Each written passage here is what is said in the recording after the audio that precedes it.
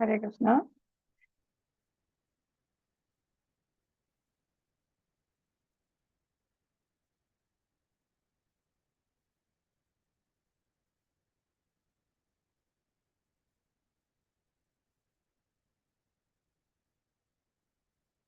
ഹരേ കൃഷ്ണ.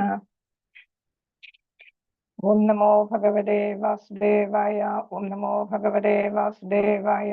ഓം നമോ ഭഗവതേ വാസുദേവായ. നാരായണം നമസ്കൃത്യം നരം ചൈവ നരോത്തമം ദേവീം സരസ്വതിം വ്യാസം തതോ ജയമുദീരയേത്. നഷ്ടപ്രായേഷു ഭദ്രേഷു നിത്യം ഭാഗവത സേവയാ ഭഗവത്യുത്തമ ശ്ലോകേ ഭക്തിർഭവതി നൈഷ്ഠികേ. മൂകം കരോതി വാചാലം പങ്കും ലംഘയതേ ഗിരിം.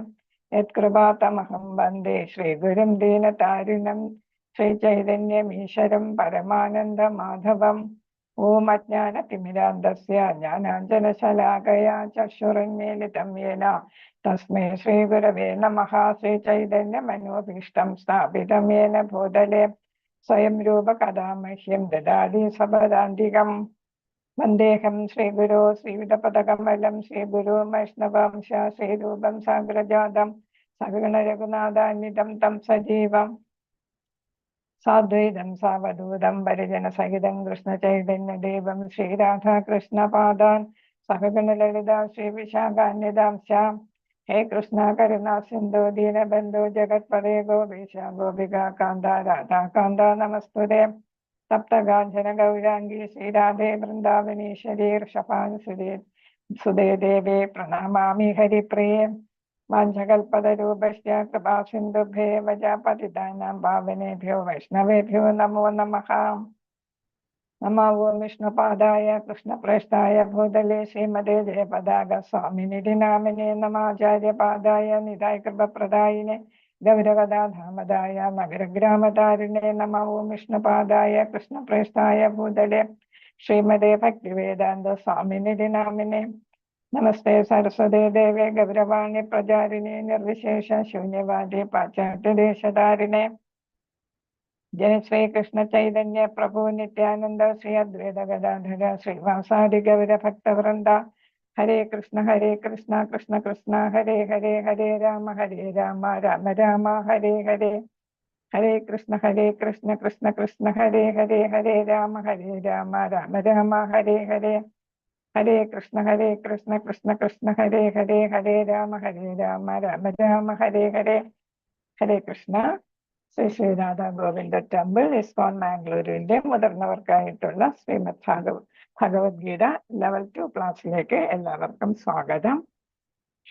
ആചാര്യ ഗുരുവായിട്ടുള്ള ശ്രീല പ്രഭാതർക്ക് നമസ്കാരങ്ങൾ അർപ്പിച്ചുകൊണ്ട് ഭഗവത്ഗീത പഠനത്തിലേക്ക് നമുക്ക് കടക്കാം. ഇന്നലത്തെ ദിവസം നമ്മൾ ഭഗവത്ഗീത അധ്യായം 1 തുടങ്ങിക്കഴിഞ്ഞു. ഇന്നലെ നമ്മൾ ചർച്ച ചെയ്തത് ഭഗവത്ഗീത പഠനത്തിന്റെ ഉദ്ദേശ്യങ്ങൾ എന്തൊക്കെയാണ്, എത്ര ശ്ലോകങ്ങളുണ്ട് ഭഗവത്ഗീതയിൽ, അത് എത്ര അധ്യായങ്ങളായിട്ട് വിഭജിച്ചിട്ടുണ്ട്, അതില് 3 വിഭാഗങ്ങൾ പ്രധാനമായിട്ട് 3 വിഭാഗങ്ങളായിട്ട് അതിനെ വിഭജിക്കുന്നുണ്ട്. കർമ്മ യോഗ, ഭക്തിയോഗ, ജ്ഞാനയോഗ എന്നിങ്ങനെ. പിന്നെ കുരുവംശം എന്താണ്, ആരൊക്കെയാണ് അതിലെ പ്രധാനികൾ എന്ന് പഠിച്ചു. ഭാവാർത്ഥ രചനയ്ക്ക് ശ്രീല പ്രഭുപാദരെ സഹായിച്ച അല്ലെങ്കിൽ അദ്ദേഹം ഉപയോഗിച്ച 4 ശുദ്ധ ഭക്തന്മാരുടെ ഗ്രന്ഥങ്ങളെ കുറിച്ച് പഠിച്ചു. ഭഗവത്ഗീത എങ്ങനെ പഠിക്കണം എന്ന് നമ്മൾ മനസ്സിലാക്കി.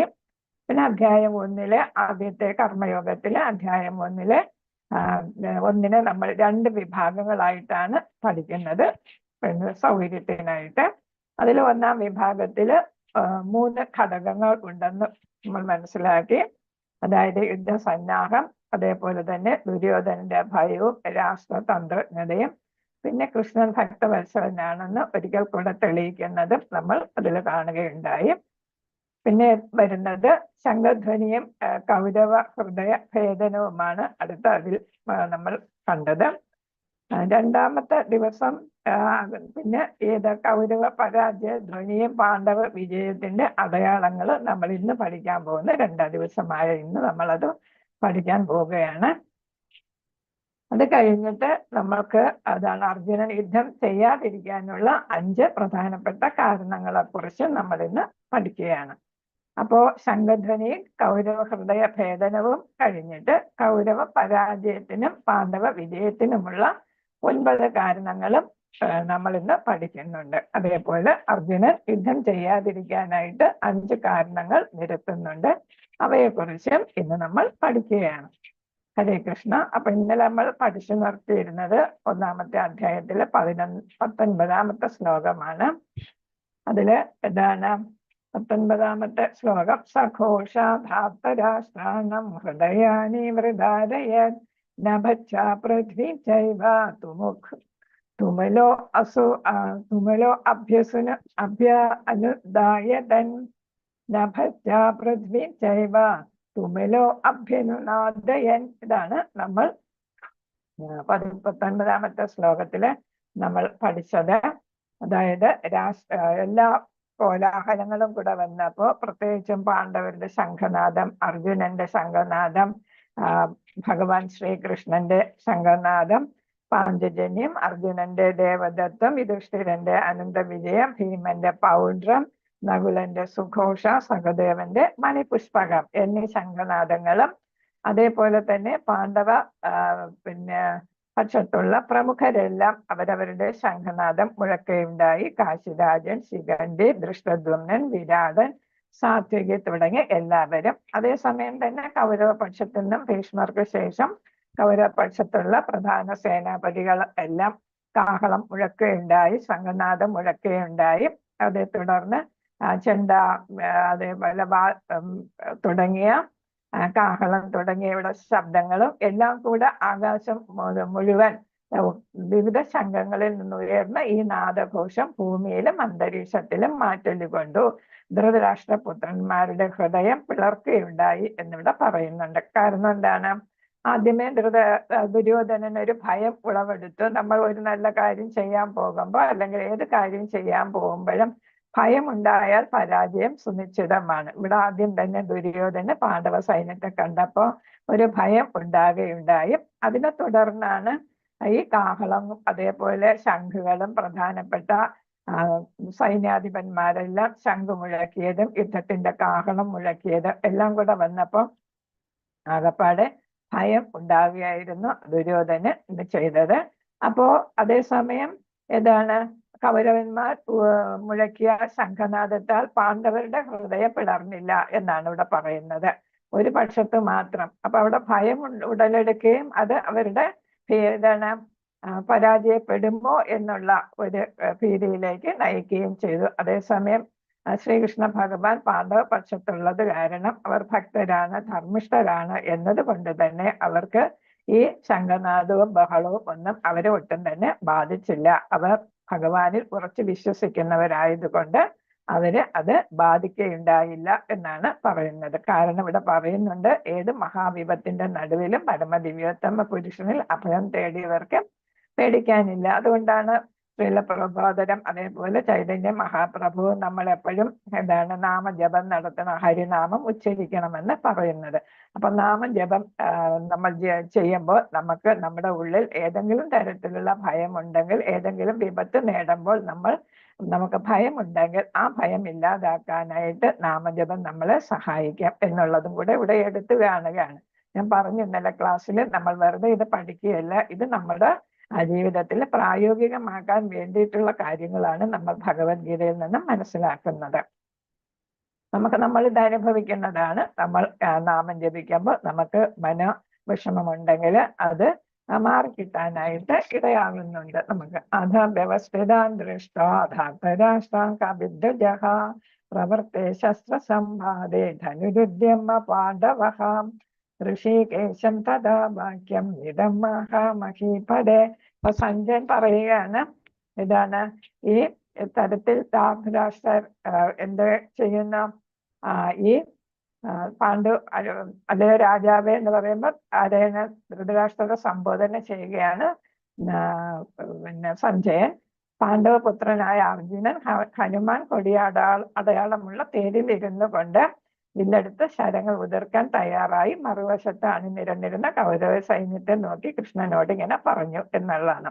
അപ്പൊ ഏതാണ്, യുദ്ധം തുടങ്ങുന്നതിന് മുമ്പ് തന്നെ അർജുനന് ഒരു ആശയുണ്ടാകുന്നു, ആരൊക്കെയാണ് എന്നോട് യുദ്ധം ചെയ്യാൻ അല്ലെങ്കിൽ പാണ്ഡവരോട് യുദ്ധം ചെയ്യാനായിട്ട് എത്തിയിരിക്കുന്നത് എന്ന് കാണണം. അപ്പൊ അതിനു വേണ്ടിയിട്ട് ഭക്തവത്സരനായ കൃഷ്ണനോട് സുഹൃത്താണ് ഇപ്പം പറയുന്നുണ്ട്, ഏതാണ്, നമുക്ക് രണ്ട് സൈന്യത്തിന്റെയും നടുവിൽ പോയിട്ട് എന്ത് ചെയ്യാൻ സാധിക്കും, രണ്ട് സൈന്യങ്ങളിലും നമ്മുടെ പക്ഷത്തുള്ളവരെയും കാണാം, ശത്രുപക്ഷത്ത് പ്രത്യേകിച്ചും ആരൊക്കെയാണ് എന്നോട് ഞങ്ങളോട് യുദ്ധം ചെയ്യാനായിട്ട് എത്തിയിരിക്കുന്നത്. ദുര്യോധനന്റെ അനുയായികളായിട്ട് അല്ലെങ്കിൽ അദ്ദേഹത്തെ ദുഷ്ടനായിട്ടുള്ള ദുര്യോധനെ സഹായിക്കാനായിട്ട്, ദുഷ്ടബുദ്ധിയുള്ള ദുര്യോധനെ സഹായിക്കാനായിട്ട് ആരൊക്കെയാണ് എത്തിയിരിക്കുന്നത് എന്ന് നമുക്ക് കാണണം, എനിക്ക് കാണണം, പ്രത്യേകിച്ചും എനിക്ക് കാണണം എന്ന് പറയുന്നു എന്ന് സഞ്ജയൻ ധൃതരാഷ്ട്രരോട് ഉപദേശിക്കുകയാണ്, പറഞ്ഞു കൊടുക്കുകയാണ്. അപ്പൊ ഇവിടെ നമുക്ക് കാണാൻ സാധിക്കുന്നത് 9 ലക്ഷണങ്ങൾ ഉണ്ട്. ഏതാണ്, പാണ്ഡവരുടെ വിജയത്തിനുള്ള 9 ലക്ഷണങ്ങൾ ഇവിടെ പറയുന്നുണ്ട് ഈ ചാർട്ടില്. പാണ്ഡവരുടെ വിജയ ചിഹ്നങ്ങൾ, ഇത് സഞ്ജയനാണ് ധൃതരാഷ്ട്രർക്ക് പറഞ്ഞു കൊടുക്കുന്നത്. ഇന്ന ഇന്ന അടയാളങ്ങൾ കാണുന്നുണ്ട്, ആ ലക്ഷണങ്ങളെല്ലാം പാണ്ഡവ വിജയത്തിനായിരിക്കും ഇടയാക്കുക എന്ന് പറയുന്നത്. അപ്പൊ അതിൽ ഒന്നാമത്തത്, ഏറ്റവും പ്രധാനപ്പെട്ടതായിട്ട് വരുന്നത് കൃഷ്ണന്റെ വ്യക്തിപരമായ സാന്നിധ്യമാണ്. അപ്പൊ എവിടെ ഭഗവാൻ ഉണ്ടോ അവിടെ വിജയം ഉറപ്പാണ് എന്നാണ് ഇവിടെ പറയുന്നത്. അപ്പൊ പരമദിവ്യോത്തമ പുരുഷനാണ് അർജുനന്റെ തേരാളിയായിട്ട് വരുന്നത്. എന്നാൽ എല്ലാ സെൻസസും എല്ലാ ഇന്ദ്രിയങ്ങളെ നിയന്ത്രിക്കുന്നതും എല്ലാത്തിന്റെയും സൃഷ്ടികർത്താവുമായിട്ടുള്ള എല്ലാം അറിയുന്ന ഭഗവാൻ പരമദിവ്യോത്തമ പുരുഷൻ തന്നെ സാരഥിയായിട്ട് ഇരിക്കുമ്പോൾ അവിടെ ജയിക്കാതിരിക്കാനായിട്ട് ഒരു തരവുമില്ല എന്നുള്ളതാണ്. അപ്പൊ ജനാർദ്ദന ഭൂമിയില് ഏതാണ്, ഭൂമിക്ക് ഭാരം നൽകുന്ന ജനങ്ങളെ അല്ലെങ്കിൽ വേണ്ടാത്ത വ്യക്തികളെ നിർമൂലനം ചെയ്യാനായിട്ടാണ് ജനാർദ്ദനൻ ജനിച്ചിരിക്കുന്നത്, ഭഗവാൻ ശ്രീകൃഷ്ണൻ അവതരിച്ചിരിക്കുന്നത്. ഋഷികേശനായിട്ട് എന്ന് പറയുമ്പോൾ, ഋഷികേശൻ എന്ന് പറയുമ്പോൾ എല്ലാവരുടെയും ഇന്ദ്രിയങ്ങളെ നിയന്ത്രിക്കുന്നവനായിട്ട്. അപ്പൊ ഇവിടെ ഇന്ദ്രിയങ്ങളെ നിയന്ത്രിക്കുന്ന അദ്ദേഹം ഏതാണ്, നേരിട്ട് തന്നെ അർജുനന്റെ ഇന്ദ്രിയങ്ങളെ നിയന്ത്രിക്കാനായിട്ട് എത്തിയിരിക്കുന്ന. അപ്പൊ ഒരു ശുദ്ധ ഭക്തന്റെ ഇന്ദ്രിയങ്ങള്, അർജുനന്റെ ഇന്ദ്രിയങ്ങളെ അദ്ദേഹം നേരിട്ട് നിയന്ത്രിക്കാനായിട്ട് എത്തിയിരിക്കുന്നു. ഈ പേരുകളെല്ലാം നമ്മൾ ഓർക്കണം. ജനാർദ്ദനൻ എന്ന് എന്തുകൊണ്ട് വിളിക്കുന്നു, ഋഷികേശൻ, ഇനി പല പല പേരുകൾ നമ്മൾ പഠിക്കും. അതെല്ലാം ഒന്ന് ഓർത്ത് എന്തുകൊണ്ടാണ് ആ പേര് വരുന്നത് എന്ന് ആ പേരിൽ അറിയപ്പെടുന്നതെന്ന് നമ്മൾ അറിഞ്ഞിരിക്കണം. നമ്മൾ സഹസ്രനാമത്തിലെ വിഷ്ണുവിന്റെ 1000 പേരുകളുണ്ട്. ഇവിടെ ഈ ഭഗവത്ഗീതയുമായി ബന്ധപ്പെട്ട് ചില നാമങ്ങൾ വരും, അതെന്താണെന്ന് നമ്മൾ അറിഞ്ഞിരിക്കണം. രണ്ടാമത്തെ പ്രധാന കാരണമായിട്ട് പറയുന്നത് ഭാഗ്യദേവതയാണ്, ലക്ഷ്മി ദേവിയാണ്. ഭഗവാൻ എവിടെയുണ്ടോ അവിടെ ലക്ഷ്മി ദേവിയും ഉണ്ടായിരിക്കും, ഭഗവാൻ ഉള്ളിടത്ത് ഐശ്വര്യ ദേവതയും ഉണ്ടായിരിക്കും. നമ്മളിപ്പോ ഐശ്വര്യ ദേവത ലക്ഷ്മിയെ എന്ത് ചെയ്യുന്നു, മഹാലക്ഷ്മിയെ എല്ലാവരും പൂജകൾ ചെയ്യുന്നു, ധ്യാനിക്കുന്നു. അതേസമയം കൃഷ്ണ ഭഗവാനെ ധ്യാനിക്കാതിരിക്കുന്നു. കൃഷ്ണ ഭഗവാനും ധ്യാനിച്ചാൽ അവിടെ ആരും എത്തിച്ചേരും, ഐശ്വര്യ ദേവതയും എത്തിച്ചേരും. കൃഷ്ണ ഭഗവാൻ ഉള്ളിടത്താണ് ഐശ്വര്യ ദേവത വാഴുന്നത് എന്നാണ്. അപ്പൊ അത് കാരണം നമ്മൾ ലക്ഷ്മി ദേവിയെ മാത്രം പൂജിച്ചാൽ പോരാ, ഭഗവാനെയും പൂജിക്കണം എന്നാണ് പറയുന്നത്. അപ്പൊ ഭാഗ്യദേവത ഒരിക്കലും പ്രിയതമനെ വേർപിരിയില്ല. അപ്പൊ പ്രിയതമൻ എവിടെയുണ്ടോ അവിടെ ഭാഗ്യദേവതയെ ഉണ്ടാകും. അതേപോലെ തന്നെ കുരുക്ഷേത്രം നമ്മൾ ഇന്നലെ തന്നെ മനസ്സിലാക്കിയതാണ്, ധർമ്മക്ഷേത്രമാണ്. അത് പുണ്യസ്ഥലമാണ്, വിശുദ്ധ സ്ഥലമാണ്. പണ്ട് മുതലേ പുണ്യസ്ഥലമായിട്ട് തീർത്ഥാടന കേന്ദ്രമായിട്ട് അറിയപ്പെട്ടിരുന്നതാണ്. അതേപോലെ തന്നെ ദേവന്മാർ പോലും അവിടെ വന്ന് പൂജകൾ ചെയ്യുന്നുണ്ട്. അപ്പോൾ സത്യമേ അവിടെ ജയിക്കൂ, എപ്പോഴും ധർമ്മത്തിന്റെ ഭാഗത്തെ വിജയം ഉണ്ടാകൂ. അങ്ങനത്തെ കുരുക്ഷേത്രത്തിലാണ് യുദ്ധം നടക്കുന്നത്. അങ്ങനെ ആകുമ്പോൾ ധർമ്മത്തിന്റെ പാത പിന്തുടരുന്ന പാണ്ഡവർക്ക് വിജയം നിശ്ചയമായിരിക്കും. അതേപോലെ അടുത്ത പ്രധാനമായിട്ടുള്ള കാരണം പറയുന്നത്, അർജുനന്റെ കൊടിക്കുറയിൽ ഹനുമാന്റെ രൂപമുണ്ട്. ഹനുമാനെ നമുക്കറിയാം, രാമരാവണ യുദ്ധത്തിൽ രാമന്റെ വിജയത്തിന് വളരെയധികം സഹായിച്ച ആളായിരുന്നു. രാമന്റെയും സീതയുടെയും ഇതാണ് ഏറ്റവും വലിയ ഭക്തനാണ് ഹനുമാൻ. അപ്പൊ ഹനുമാന്റെ ഹൃദയത്തില് ആരുണ്ട്, സീതയും രാമനും നിലകൊള്ളുകയാണ്. ആ ഹനുമാന്റെ രൂപമാണ് കൊടിയടയാളമായിട്ട് അർജുനന്റെ രഥത്തിൽ ഉള്ളത്. അങ്ങനെ വരുമ്പോ അവിടെയും രാമന്റെയും അതേപോലെ ഹനുമാന്റെയും അനുഗ്രഹം. രാമൻ തന്നെയാണ് കൃഷ്ണ ഭഗവാന്റെ ഒരു അവതാരമാണ് രാമനും. അപ്പൊ അവിടെ ഹനുമാന്റെ സഹായം ഏതായാലും കൃഷ്ണനുള്ളത് കൊണ്ട് പാണ്ഡവർക്ക് എന്തായാലും അനുഗ്രഹം ഉണ്ടായിരിക്കും. അദ്ദേഹത്തിന്റെ ശക്തിയും എല്ലാം ഇവിടെയും പ്രകടിപ്പിക്കാനായിട്ട് സാധിക്കും എന്നാണ്. പിന്നെ അടുത്ത് പറയുന്ന വിഷ്ണുവിന്റെ ചിഹ്നം ശംഖ് എന്നുള്ള ശംഖചക്ര ഗദ പത്മധാരിയാണ് വിഷ്ണു എന്ന് നമുക്കറിയാം. 4 കൈകളുള്ള നാരായണ രൂപത്തില് പ്രധാനപ്പെട്ട ഒരു ഉപകരണമായിട്ടാണ് ഏത് വരുന്നത്, ശംഖ് വരുന്നത്. നമ്മൾ രാവിലെ പൂജയ്ക്കെല്ലാം ശംഖനാദം മുഴക്കിയാണ് പൂജകൾ ആരംഭിക്കുന്നത്. എല്ലാ വിഷ്ണു ക്ഷേത്രങ്ങളിലും വീടുകളിലും പൂജ ചെയ്യുമ്പം ആ ശംഖ് ഭഗവാന്റെ പ്രതീകമാണ്, ചിഹ്നമാണ്. അതും അതേപോലെ തന്നെ ഈ ശംഖ് ഊതുമ്പോൾ ശംഖനാദം പുറപ്പെടുവിക്കുമ്പോൾ അതും കാണിക്കുന്നത് എന്താണ്, ഭഗവാന്റെ പക്ഷത്തുള്ള പാണ്ഡവരുടെ പക്ഷത്തുള്ള ഭഗവാൻ ഉള്ള സ്ഥലം, ആ പക്ഷം എന്തായാലും വിജയിക്കും എന്നാണ് അത് സൂചിപ്പിക്കുന്നത്. ഭീഷ്മർ ശംഖനാദം മുഴക്കിയപ്പോഴും അത് തന്നെയായിരുന്നു ഉദ്ദേശിച്ചത്, പാണ്ഡവർ തന്നെ വിജയിക്കും എന്നുള്ളതായിരുന്നു അവിടെയും ഉദ്ദേശിച്ചത്. ദിവ്യ ശംഖങ്ങൾ, കൃഷ്ണ അർജുനന്മാരുടെ ദിവ്യ ശംഖങ്ങൾ പറയുന്നുണ്ട്. പാഞ്ചജന്യം എന്ന് പറയുന്നത് പഞ്ചജന എന്ന് പറയുന്ന അസുരനെ വധിച്ചിട്ട് അദ്ദേഹത്തിൽ നിന്ന് എടുത്തതാണ്. ഇന്ദ്രന്റേതായിരുന്നു പാഞ്ചജന്യം തുടക്കത്തിൽ. അത് അവസാനം ഈ അസുരനെ വധിച്ച് അത് ശ്രീകൃഷ്ണൻ എടുക്കുകയായിരുന്നു ചെയ്തത്.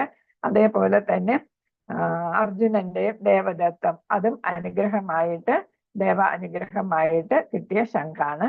അപ്പോ ഈ ശംഖം ദിവ്യ ശംഖുകളാണ്. അപ്പൊ അതിന്റെ ദിവ്യ ശബ്ദമാണ്. ആ ദിവ്യ ശബ്ദവും കൗരവരെ പേടിപ്പിക്കേണ്ടായി എന്നാണ് പറയുന്നത്. അപ്പൊ അത് പാണ്ഡവ വിജയത്തിന് വേറൊരു കാരണമായിട്ട് പറയുന്നു. യുദ്ധം തുടങ്ങുന്നത് തന്നെ ഈ ദിവ്യ ശംഖം മുഴക്കിയിട്ടാണ്. അതിപ്പോ പാണ്ഡവ വിജയത്തിന്റെ ഒരു തുടക്കമായിട്ട് കണക്കാക്കാം. ദുര്യോധന സമാധാനിപ്പിക്കാൻ ഭീഷ്മന്റെ ശംഖ് അത് നമ്മൾ പറഞ്ഞു കഴിഞ്ഞതാണ്. അങ്ങനെ ശംഖ് ഊരിയെങ്കിലും അത് എന്താണ് സൂചിപ്പിക്കുന്നത്, പാണ്ഡവരായിരിക്കും വിജയിക്കുന്നത്, കൗരവർ പരാജയപ്പെടും എന്ന സൂചനയായിരുന്നു അതും നൽകിയത്. പിന്നെ രഥമാണെങ്കിലും ദിവ്യമായിട്ടുള്ള രഥമാണ്. പാണ്ഡവ വനദഹന സമയത്ത് അഗ്നിദേവനെ സഹായിച്ച അർജുനന് നൽകിയ ഒരു സംഭാവനയായിട്ട് നൽകിയതാണ് ഈ ദിവ്യമായിട്ടുള്ള രഥം. അതിൽ 5 വെള്ള കുതിരകളുണ്ട്. അതും അതേപോലെ ദേവന്മാർ നൽകിയതാണ് ഈ 5 കുതിരകളെയും. അപ്പോ വളരെ വായുവിനേക്കാൾ വേഗതയിൽ ചലിക്കുന്നതാണ് ഈ 5 വെള്ള കുതിരകൾ എന്നാണ് പറയുന്നത്. പിന്നെ വരുന്നുണ്ട് ഇവരുടെ ഹൃദയം പിളർന്നു എന്ന് പറയുന്നു. അത് പോയിട്ട് ഗാന്ധീവം, ഇതില് പറഞ്ഞിട്ടില്ലെങ്കിലും ഗാന്ധീവം അതും 1000 എല്ലുകൾ കൊണ്ട് നിർമ്മിച്ചതാണ്. അതും ദേവദത്തമായിട്ട് കിട്ടിയതാണ് ഗാന്ധീവവും അർജുനന്. അതിനോടൊപ്പം തന്നെ അമ്പ് ഒഴിയാത്ത 2 ആവനാഴികൾ ഇന്ദ്രദേവൻ നൽകിയതാണ്. ഈ കുതിരകളും അതേപോലെ ഗാന്ധീവൻ അഗ്നിദേവൻ നൽകിയതാണ്.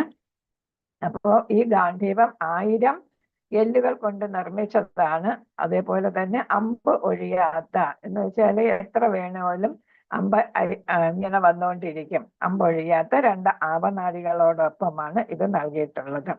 അപ്പോ ധർമ്മത്തിന് വേണ്ടിയിട്ടുള്ള ഈ യുദ്ധം, ധർമ്മം മാത്രമേ, ധർമ്മക്ഷേത്രത്തിലുള്ള യുദ്ധം ഈ പറഞ്ഞ കാരണങ്ങളാലും ധർമ്മം മാത്രമേ വിജയിക്കൂ എന്നാണ് സൂചന. അപ്പോ അതാണ്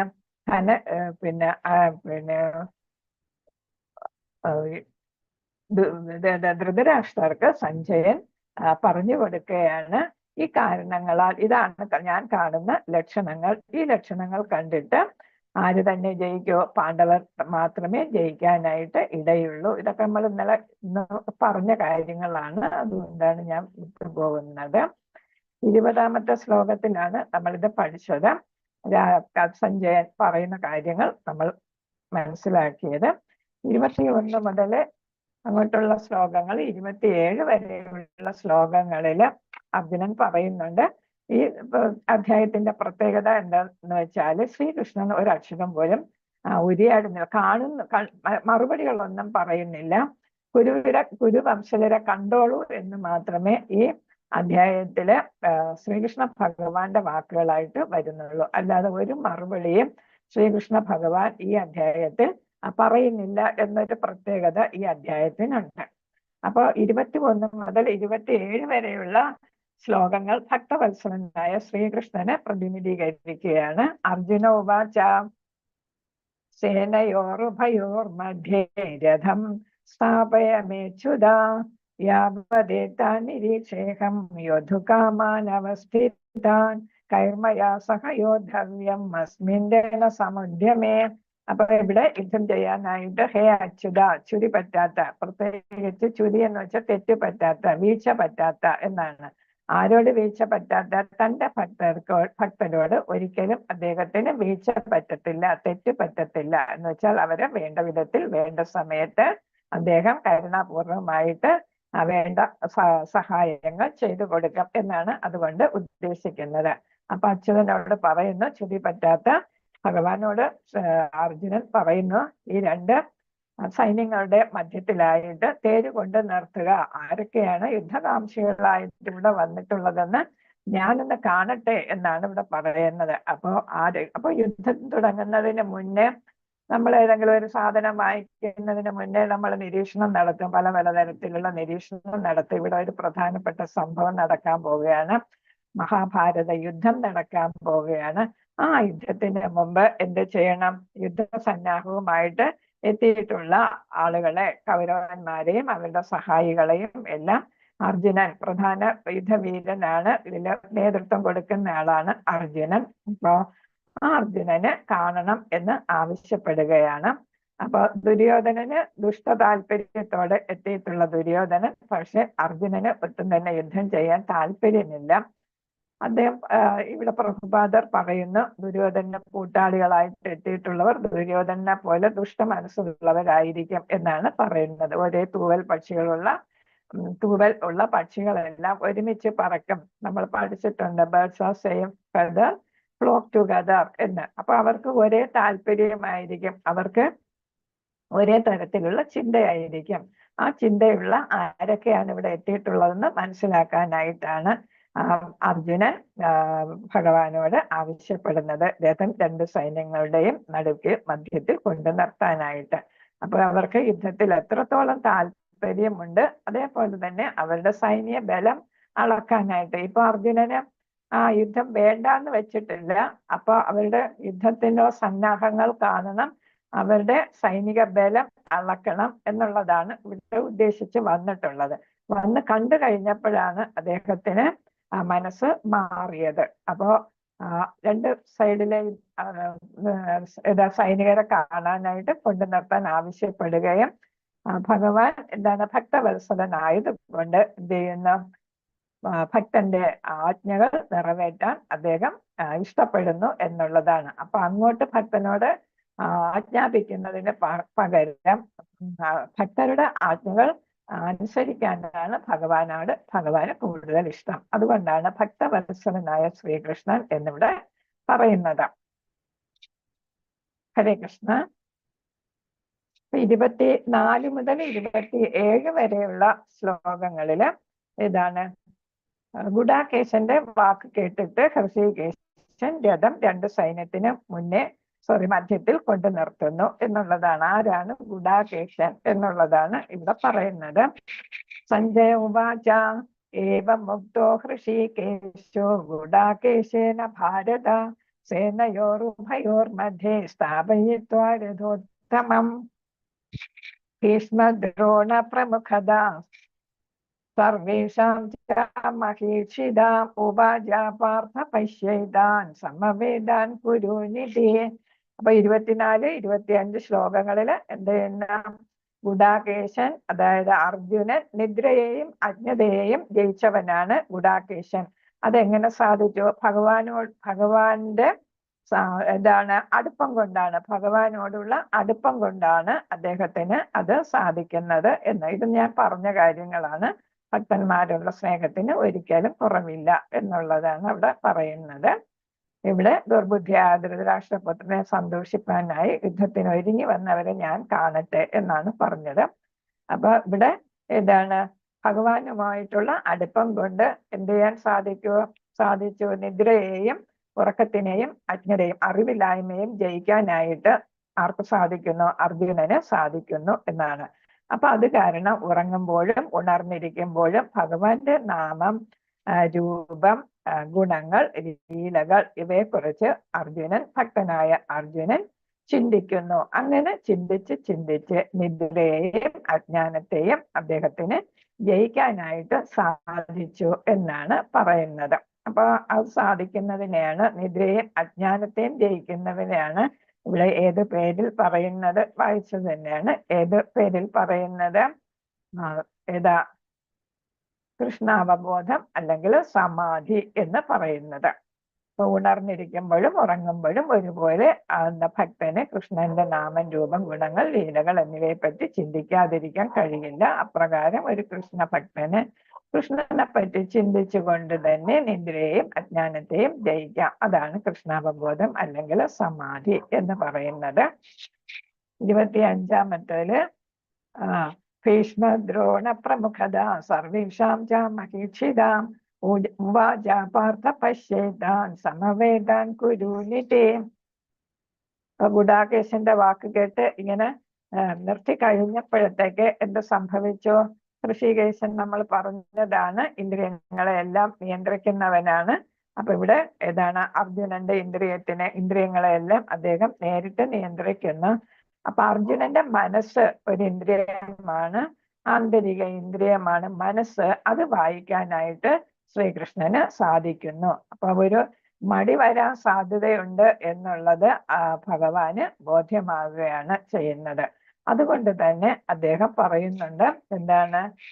25-ാമത്തെ ശ്ലോകത്തിൽ പറയുന്നുണ്ട്, എല്ലാവരെയും കണ്ടുകൊള്ളൂ പാർത്ഥ, കുരുവംശജരെ നോക്കൂ എന്ന് തമാശയായിട്ട് പറയുന്നു. അല്ലയോ പാർത്ഥ, നീ കുരുവംശജരെ എല്ലാം നോക്കൂ എന്ന് പറയുന്നത് ഒരു തമാശ രൂപത്തിലാണ് പറയുന്നത്. കാരണം ഇദ്ദേഹത്തിന്റെ മനസ്സ് വായിക്കാനായിട്ട് സാധിച്ചു. ഇനി ഉടനെ പറയും ഞാൻ യുദ്ധം ചെയ്യുന്നില്ല എന്ന് പറയും എന്നുള്ളത് മനസ്സിലായിട്ടാണ്. അപ്പൊ എന്തുകൊണ്ട് പാർത്ഥ എന്ന് വിളിച്ചു? പൃഥയുടെ മകനാണ് പാർത്ഥൻ.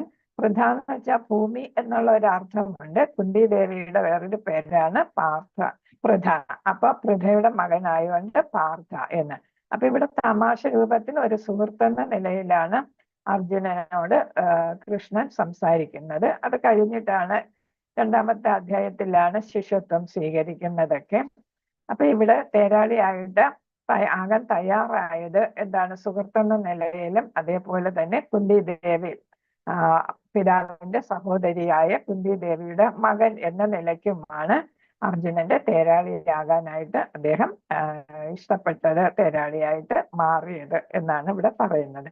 അപ്പൊ 26, 27 ശ്ലോകങ്ങളില് അർജുനൻ അവിടെ എന്ത് ചെയ്യുന്നു? തന്റെ ബന്ധുക്കളെയും ആചാര്യന്മാരെയും പിന്നെ അതാണ് പുത്രന്മാരെയും പൗത്രന്മാരെയും എല്ലാവരെയും ശുചിരാന്മാരെയും മാതുലന്മാരെയും എല്ലാവരെയും കാണുന്നു. അത് കണ്ടപ്പോഴാണ് അദ്ദേഹത്തിന്റെ മനസ്സ് മാറുന്നത്. തത്ര പശ്യസ്ഥിതാൻ പാർത്ഥ പിതൃൻ അധ പിതാമഹൻ ആചാര്യൻ മാതുലാൻ ഭ്രാതൃൻ പുത്രാൻ പൗത്രാൻ സഹീംസ്തദാ ശുചിരാൻ സുഹൃദശ്ചൈവ സേനയോരുഭയോരപി. അപ്പൊ എന്ത് ചെയ്യുന്നു? വേണ്ടപ്പെട്ടവരെ എല്ലാം ഇവിടെ കാണുകയാണ്. താൻ സമീക്ഷ കൗന്ദേയ സർവാൻ ബന്ധൂൻ അവസ്ഥിതാൻ കൃപയാ പരയാ വിഷ്ഠ വിഷീദനിടം അബ്രവീത്. അപ്പൊ എന്താണ്? സ്വന്തം ബന്ധുക്കളെ എല്ലാം കണ്ടപ്പോഴത്തേക്ക് അർജുനൻ പറയാൻ തുടങ്ങി. ദ്രോണർ, കൃപൻ, സാൽവൻ, ശകുനി, ദുര്യോധനൻ ആദികൾ, ലക്ഷ്മണ, പിന്നെ ഏതാണ് അശ്വത്ഥാമ, കൃതവർമ്മൻ, അങ്ങനെ എല്ലാവരെയും സുഹൃത്തുക്കൾ ധാരാളമായിട്ടുള്ളവരെല്ലാം കണ്ടപ്പോഴാണ് ഇദ്ദേഹത്തിന് എന്ത് വരുന്നത്? വിഷാദഗ്രസ്തനായിട്ട് ഇദ്ദേഹം മാറുന്നത്. അപ്പൊ 2-ാമത്തെ വിഭാഗത്തിലേക്ക് നമ്മൾ കടക്കുകയാണ്. യുദ്ധം ചെയ്യാതിരിക്കാൻ വേണ്ടിയിട്ട് അർജുനൻ നിരത്തിയ 5 കാരണങ്ങളെ കുറിച്ചാണ്. അതിൽ 4 കാരണങ്ങളാണ് ഈ അധ്യായത്തിൽ വരുന്നത്. 5-ാമത്തെ കാരണം 2-ാമത്തെ അധ്യായത്തില് 6-ാമത്തെ ശ്ലോകത്തിൽ നമുക്ക് കാണാൻ സാധിക്കും. അപ്പൊ 28 മുതൽ 43 വരെയുള്ള ശ്ലോകങ്ങൾ അദ്ദേഹം ഈ 4 കാരണങ്ങളെ കുറിച്ചാണ് അതിൽ വിശദീകരിച്ച് പറയുന്നത്. അപ്പൊ ഇവിടെ 5 കാരണങ്ങൾ എങ്ങനെയുണ്ടായി എന്ന് പ്രഭുപാദർ പറയുന്നുണ്ട്. കാരണം എന്താണ്? അർജുനന്റെ യുദ്ധം ചെയ്യാനായിട്ട് ഇഷ്ടമില്ലെങ്കിലും ഭഗവാൻ കൃഷ്ണൻ ഒന്ന് ഇച്ഛിച്ചിട്ടുണ്ട്. ഇന്നലെ പറഞ്ഞു, കളകളെ ഉന്മൂലനം ചെയ്യുന്നത് പോലെ ദുര്യോധനാദികളെ ഉന്മൂലനം ചെയ്യണം എന്നുള്ള ഇച്ഛ ഭഗവാനുണ്ട്.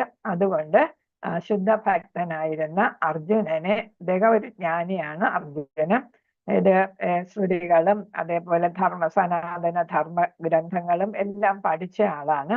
അദ്ദേഹത്തിനെ ഒരു മായാവലയത്തിൽ കൊണ്ടുവരികയാണ്. ഭൗതികമായിട്ടുള്ള ബദ്ധാവസ്ഥയിലേക്ക് അദ്ദേഹത്തെ കൊണ്ടുവരികയാണ് ഇവിടെ ഭഗവാൻ ചെയ്യുന്നത്. അങ്ങനെ ഒരു മായാവലയത്തിൽ വന്ന് ഭൗതികതയിൽ അല്ലെങ്കിൽ ഭൗതിക ബദ്ധാവസ്ഥയിലേക്ക് കൊണ്ടുവന്നപ്പോഴാണ് അർജുനന് ഒരു ദുർബുദ്ധി, യുദ്ധം ചെയ്യണ്ട, ഒരു ക്ഷത്രിയ ധർമ്മം നിറവേറ്റണ്ട എന്നുള്ള ഒരു ദുർബുദ്ധി അദ്ദേഹത്തിന് ഉണ്ടായത് എന്നാണ് പ്രഭുപാദർ പറയുന്നത്. അപ്പോ പ്രപഞ്ചത്തിലെ സകല ജീവസത്തുകളെയും തന്റെ തത്വങ്ങൾ അറിയിക്കാൻ അർജുനനിലൂടെ ഭഗവാൻ നിശ്ചയിച്ചു എന്നാണ് പറയുന്നത്. അതുകൊണ്ടാണ് അദ്ദേഹത്തെ ആ അവസ്ഥയിലേക്ക് കൊണ്ടുവന്നത് എന്നതാണ്. ശ്രുതികളിൽ പറയുന്ന സനാതന ധർമ്മങ്ങൾക്ക് എതിരായിട്ട് തന്റെ കർത്തവ്യമായ യുദ്ധം ചെയ്യുന്നത് ശരിയല്ല എന്ന് തോന്നിക്കുന്ന തരത്തിലേക്കാണ് ആരെ കൊണ്ടുവരുന്നത്? അർജുനനെ കൊണ്ടുവരുന്നത്. ഇപ്പൊ കുരുക്കളെ നോക്കൂ എന്ന് പറഞ്ഞു കഴിഞ്ഞപ്പോഴാണ് ഇദ്ദേഹത്തിന് എന്ത് വരുന്നത്? തന്റെ ദൗത്യം ക്ഷത്രിയ ധർമ്മം അത് മറന്നുപോയിട്ട് ഭൗതിക ബദ്ധതയിലേക്ക് അദ്ദേഹം എത്തുകയും കരുണാഭരനായി തീർന്ന കുന്തിപുത്രൻ അത് പറയുകയാണ്. അതാണ് അർജുന ഉവാച. ഇപ്പം അതായത് വായിച്ചത് അതാണ്. അപ്പൊ ഇവിടെ പറയുന്ന 28 മുതൽ 43 വരെയുള്ള ശ്ലോകങ്ങളിൽ അദ്ദേഹത്തിന് കരുണ തോന്നിയിട്ട് അദ്ദേഹത്തിന്റെ ശരീരത്തിൽ വന്ന മാറ്റങ്ങളെ കുറിച്ച് പറയുന്നു. അവയവങ്ങൾ തളരുന്നു, പിന്നെ കൈകാലുകൾ വിറയ്ക്കുന്നു, വരളുന്നു, ശരീരത്തിൽ രോമാഞ്ചം ഉണ്ടാകുന്നു, ട്രെംബ്ലിംഗ് ആണ്. അതേപോലെ മുടി എഴുന്നേറ്റ് നിൽക്കുന്നു, എഴുന്നു നിൽക്കുന്നു, കൈകൾ വിറയ്ക്കുന്നു, ഗാന്ധീവൻ നിലത്ത് വീഴുന്നു, തൊക്ക് നീറുന്നു, കാലുകൾ എണീറ്റ് നിൽക്കാൻ പോലും പറ്റാത്തത്ര തളരുന്നു, ഞാൻ എന്നെ തന്നെ മറന്നു പോകുന്നു, മനസ്സ് ചുറ്റിക്കറങ്ങുന്നു, എല്ലായിടത്തും ദൗർഭാഗ്യ ലക്ഷണങ്ങൾ കാണുന്നു എന്ന് പറയുന്നു. അപ്പൊ ഇവിടെ ഈ ശ്ലോകങ്ങളിലെല്ലാം അതാണ് 28 മുതൽ ഉള്ളത്. അർജുന ഉവാച ദൃഷ്ടേനം സ്വജനം കൃഷ്ണ യുയൽസും സമുപസ്ഥിതം സീദന്തി മമ ഗാത്രാണി മുഖം പരിശുഷ്യതേ ദേവദുഷ്ട ശരീരേ മേ രോമഹർഷശ്ച ജായതേ ഗാന്ധീവം സംസ്രദേ ഹസ്താത് ത്വച്ചൈവ പരിദഹ്യതേ ന ച ശക്നോമ്യവസ്ഥാതും ഭ്രമതീവ ച മേ മനഃ നിമിത്താനി ച പശ്യാമി വിപരീതാനി കേശവ ന ച ശ്രേയോ അനുപശ്യാമി ഹത്വാ സ്വജനമാഹവേ ന കാംക്ഷേ വിജയം കൃഷ്ണ ന ച രാജ്യം സുഖാനി ച. അപ്പൊ ഇവിടെ ഇദ്ദേഹം ഇതെല്ലാം അദ്ദേഹത്തിന്റെ 5 കാരണങ്ങൾ ഇവിടെ നിരത്തുന്നു. ഒന്ന് അനുകമ്പയാണ്, രണ്ടാമത്തത് എൻജോയ്മെന്റ് ഇല്ല, സന്തോഷമില്ല, ഇവരെല്ലാം വധിച്ചാൽ എനിക്ക് ഒരു സന്തോഷവുമില്ല. മൂന്നാമത്തെ കാരണം പറയുന്നു, ഇവരെ വധിക്കുകയാണെങ്കിൽ ഇവർ ശത്രുക്കളാണെങ്കിലും ഇവരെ വധിച്ചാൽ എനിക്ക് പാപമായിരിക്കും ഫലം കിട്ടുക. നാലാമത് പറയുന്നു, ഇവരെ വധിച്ചാൽ കുടുംബത്തിലെ മുതിർന്നവരെ വധിച്ചാൽ ഇവർ മരണപ്പെട്ടാൽ കുടുംബ പാരമ്പര്യം നഷ്ടമാകും എന്ന് പറയുന്നു. അങ്ങനെ ഒരു തീരുമാനം എടുക്കാതെ അദ്ദേഹം ഉഴലുകയാണ് ചെയ്യുന്നത്. അപ്പൊ ഇൻഡിസിഷൻ 5ാമത്തെ തീരുമാനം എടുക്കാൻ കഴിയാത്ത അവസ്ഥയാണ് 5ാമത്തെ കാരണമായിട്ട് പറയുന്നത്. അപ്പൊ ഇവിടെ ഓരോ ശ്ലോകമായിട്ട് ഇവിടെ കൊടുത്തിരിക്കുന്നു. ഒന്നാമത്തത് അനുകമ്പ 28 മുതൽ 30 വരെയുള്ള ശ്ലോകത്തിൽ ഇവിടെ ഇതില് ഭാഗവതത്തിൽ പറയുന്നു പരമദിവ്യോത്തമ പുരുഷനിൽ അചഞ്ചലമായ വിശ്വാസമുള്ളവർക്ക് ദേവന്മാരുടെ ഗുണങ്ങളെല്ലാം ഉണ്ട്. എന്നാൽ ഭഗവത് ഭക്തനല്ലാത്ത ഒരാൾക്ക് വില കുറഞ്ഞ ഭൗതിക ഗുണങ്ങൾ മാത്രമേയുള്ളൂ. അയാൾ മാനസിക മേഖലകളിലൂടെ അലഞ്ഞു തിരിയുന്നത് കൊണ്ട് എങ്ങും എത്താതെ വെട്ടിത്തിളങ്ങുന്ന ഭൗതിക ശക്തിയാൽ ആകൃഷ്ടനായി പോകുമെന്നത് സംശയമില്ല. ഇപ്പൊ ഇവിടെ അർജുനൻ ഈ അവസ്ഥയിലോട്ട് അധപതിച്ചു. അത് ഭഗവാൻ തന്നെ അതിന് കാരണക്കാരനാണ് എന്നുള്ളതാണ്. ഭഗവാന്റെ ഇച്ഛ കൊണ്ടാണ് അർജുനൻ ഈ അവസ്ഥയിലോട്ട് ഭൗതികതയില് ആകൃഷ്ടനായത്. അതുകൊണ്ടാണ് കൗരവപക്ഷത്തുള്ള ബന്ധുക്കളെയും ആചാര്യന്മാരെയും ഒക്കെ കണ്ടപ്പോ അവർ ആത്മാവല്ല ശരീരമാണെന്നുള്ള ഒരു തോന്നൽ വന്നത്. അപ്പോഴാണ് ആ ആളുകളെല്ലാം ആത്മാവാണെന്ന് ഉള്ള മനസ്സിലാക്കാനുള്ള ആ ബുദ്ധി അദ്ദേഹത്തിന് നഷ്ടപ്പെട്ടു. അപ്പൊ അവർ ശരീരമാണ്, ഇവരെല്ലാം ഇപ്പൊ എന്റെ കൈയാൽ തന്നെ മരണപ്പെടും എന്ന ഒരു ദുഃഖം അദ്ദേഹത്തിന് തോന്നി. അത് കണ്ടപ്പോ അദ്ദേഹത്തിന് എന്താണ് അത് തോന്നിയപ്പോൾ അനുകമ്പയും സഹതാപവും. ഏതെങ്കിലും ഒരു ജീവിയെ കൊല്ലാൻ കൊണ്ടുപോയാൽ ആ ജീവിയുടെ മരണം ഒരു ദുർബല ഹൃദയം ആണെങ്കിൽ, അല്ലെങ്കിൽ ഒരു സത്വഗുണത്തിലുള്ള ആളിനാണെങ്കിൽ ആ ജീവിയുടെ മരണം അയാള് വളരെയധികം വേദനിപ്പിക്കാം. അപ്പൊ അതേപോലുള്ള ഒരു വേദന മൃദുല ഹൃദയത്വം കൊണ്ടാണ് അദ്ദേഹത്തിന്, അവരോടുള്ള ഒരു കമ്പാഷൻ കൊണ്ടാണ് അദ്ദേഹത്തിന് ഈ തോന്നൽ ഉണ്ടായത്. അല്ലാതെ അദ്ദേഹം യുദ്ധത്തിൽ പരാജയപ്പെടും എന്നത് കൊണ്ടല്ല, മറിച്ച് ഇവരെല്ലാം എന്റെ കൈയാൽ വധിക്കപ്പെടുമല്ലോ എന്നോർത്തിട്ടാണ് അദ്ദേഹത്തിന് ഈ വിഷമം ഉണ്ടായത്. ഇത് മാതാജി വായിച്ചതാണ്. വേപദോച്ച ശരീരമേ രോമഹർഷജായതേ ഗാന്ധീവം. അപ്പൊ ശരീരത്തിൽ വരുന്ന നമുക്ക് ഭയം ഉണ്ടാകുമ്പോൾ നമുക്കും തോന്നുന്ന അതാണ്, നമ്മൾ തന്നെയാണ് ഈ ഓരോരുത്തരും എന്ന് പറഞ്ഞു. അപ്പൊ കയ്യിലിരിക്കുന്ന സാധനം വീഴുന്നു, ഇവിടെ ഗാന്ധീപം വീഴുന്നു, നമുക്ക് ചൂട് അനുഭവപ്പെടുന്നു, വിറയലുണ്ടാകുന്നു, രോമങ്ങൾ എഴുന്നു നിൽക്കുന്നു. അപ്പൊ അങ്ങനെയുള്ള തോന്നലുകളെല്ലാം അല്ലെങ്കിൽ ആ ഫീലിംഗ് എല്ലാം ഇവിടെ അർജുനന് ഉണ്ടാകുകയും ചെയ്തു. അപ്പം രണ്ടു തരത്തിൽ നമുക്ക് ഈ മാറ്റങ്ങൾ ഉണ്ടാകും എന്ന് നമ്മൾ അങ്ങോട്ട് പോകുമ്പം പഠിക്കാം. ശുദ്ധ ഭക്തർക്ക് ആത്മീയമായ ആനന്ദം ഉണ്ടാകുമ്പോൾ ഇതെല്ലാം ഈ മാറ്റങ്ങളെല്ലാം ഉണ്ടാകും. ഞാൻ ഇന്നലെ പറഞ്ഞതാണ് ഇവിടുത്തെ ശ്രീരംഗത്തെ ആ ഭക്തന്, ശുദ്ധ ഭക്തനുണ്ടായ മാറ്റങ്ങൾ പറഞ്ഞതാണ്. അതാണ് ശ്രീ ചൈതന്യ മഹാപ്രഭു കണ്ടതെന്ന് പറഞ്ഞു. അപ്പൊ ശുദ്ധ ഭക്തനുണ്ടാകുന്ന അതേ അനുഭൂതിയാണ് ആർക്കുണ്ടാകുക? ഭയം കൊണ്ടും ഉണ്ടാകും എന്നുള്ളത്. ഇവിടെ ഭയമല്ല, ഇവിടെ അവരോടുള്ള കമ്പാഷൻ, അനുകമ്പ കൊണ്ടാണ് ഇവിടെ ഉണ്ടായത്. അപ്പൊ വില്ലാളി വീരനായ അർജുനൻ ഭയപ്പെടേണ്ട കാരണമില്ല, ഒന്നാമത് ശ്രീകൃഷ്ണ ഭഗവാൻ അടുത്തുള്ളപ്പോഴും. അപ്പൊ ഗാന്ധീവം വീഴുന്നു, ഇതെല്ലാം പറഞ്ഞു കഴിഞ്ഞതാണ്. അപ്പൊ ഈ ചിന്താഗതിയെല്ലാം ശരീരബോധത്തിൽ വന്നത് കൊണ്ടാണ് ഉണ്ടായത്. 30-ാമത്തേതില് പറയുന്നുണ്ട്, ശക്നോമവസ്ഥാദം പ്രമതീത മേ മനഃ നിമിത്താനി ച പശ്യാമി വിപരീതാനി കേശവ. ഇവിടെ എല്ലാം കാണുന്നത് ദൗർഭാഗ്യ ലക്ഷണങ്ങളാണ്. നമ്മൾ പറയില്ല, നമ്മൾ എവിടെയെങ്കിലും പോകുമ്പോൾ നമ്മൾ എതിര് വരുന്നു എന്ന് പറയാം, ബാഡ് ഓമൻ എന്ന് പറയല്ലേ. അപ്പൊ അതുകൊണ്ടാണ് നമ്മളിപ്പോ വിവാഹത്തിനൊക്കെ എന്ത് ചെയ്യുന്നത്? വിവാഹം കഴിഞ്ഞ് വധുവരന്മാരിറങ്ങുമ്പോ മുമ്പൊക്കെ പശുക്കളെ വലിച്ചുകൊണ്ട് വരും, അല്ലെങ്കിൽ ഇപ്പോഴൊക്കെ ആണെങ്കിൽ വാഹനങ്ങളോ അങ്ങനെ എന്തെങ്കിലും ഒരു ഗുഡ് ഓമൻ കൊണ്ടുവരും. അപ്പൊ അത് ഇവിടെ അതേപോലുള്ള ബാഡ് ഓമൻസ് ആണ് കാണുന്നതെന്നാണ് അർജുനൻ പറയുന്നത്. അപ്പൊ അർജുനനും തോന്നുന്നു, ഞാൻ അവരെ വധിക്കുമ്പോൾ അവിടെ നിന്നുള്ള ഭീഷ്മർ തുടങ്ങിയവരെല്ലാം അവരെന്ത് ചെയ്യും? എന്റെ പക്ഷത്തുള്ളവരെയും വധിക്കും. അങ്ങനെ രണ്ട് പക്ഷത്തുള്ള സൈനികരും വേണ്ടപ്പെട്ടവരും എല്ലാം മരിച്ചു വീഴാനായിട്ട് ഈ യുദ്ധം ഇടയാക്കും. അങ്ങനെ ഉടനെ വരാൻ പോകുന്ന ഈ മരണത്തെ അദ്ദേഹം മനസ്സിൽ കാണുകയാണ് ചെയ്യുന്നത്. ഇവിടെ ഒരു പുതിയ പേര് വരുന്നു, കേശവ. കേശി എന്ന അസുരനെ വധിച്ചതാണ് ഭഗവാൻ, അതുകൊണ്ട് ഭഗവാന് കേശവ എന്നുള്ള പേര് വരുന്നു. അപ്പൊ പല പല നാമങ്ങളിൽ അദ്ദേഹത്തെ വിളിക്കുന്നു എന്നുള്ളതാണ്.